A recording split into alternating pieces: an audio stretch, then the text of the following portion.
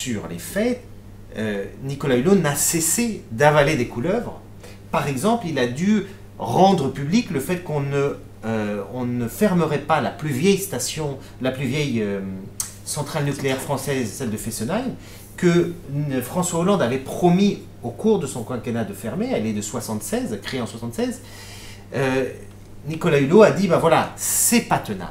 Donc il a, pendant ces 14 mois au gouvernement, enchaîné un certain nombre de décisions qui n'étaient pas à la hauteur. C'est un idéaliste, Nicolas Hulot, à la hauteur de ce qu'il voulait. La politique, c'est l'art du compromis.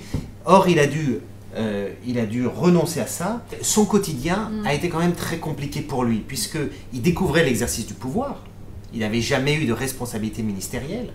Et c'est un homme qui aime aussi sa vie privée, qui aime aussi avoir un espace privé. C'est quelqu'un qui rentrait le week-end pour aller à Saint-Hilaire en Bretagne faire du kitesurf. Donc il voulait garder cette vie-là. Or, la vie publique, c'est beaucoup de contraintes. Contraintes aussi en termes de transparence. Il a dû rendre public son patrimoine, plus de 7 millions d'euros.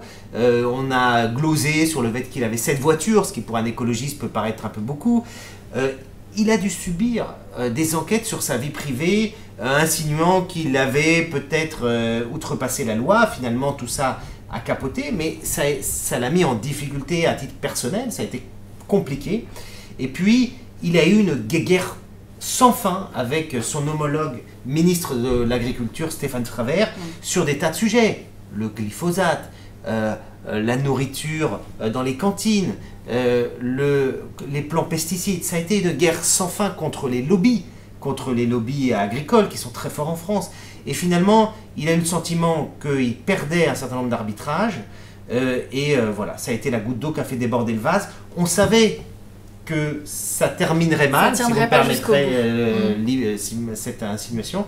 Moi, jusqu'à hier, où s'est passé justement cet épisode de l'interview annulée au Figaro, c'est là, j'y croyais pas, c'est là où je me suis dit, quelque chose de plus sérieux est en train de se passer.